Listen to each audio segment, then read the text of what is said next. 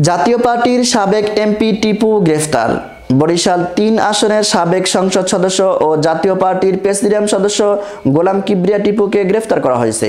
বৃহস্পতিবার ১৪ নভেম্বর সন্ধ্যায় দক্ষিণ কেরানীগঞ্জের কোন্ডা ইউনিয়নের বীরবাঘৈর এলাকার স্থানীয় লোকজন তাকে আটক করে পুলিশের কাছে সোপর্দ করে।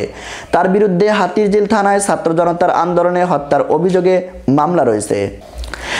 বিষয়টি নিশ্চিত করেছেন দক্ষিণ কেরানীগঞ্জ থানার officer in charge OC Mazharul Islam. তিনি বলেন, তার বিরুদ্ধে হাতিরঝিল থানার মামলা রয়েছে, ওই মামলায় গ্রেফতার করা হয়েছে। তাকে হাতিরঝিল থানায় হস্তান্তরের প্রক্রিয়া চলছে।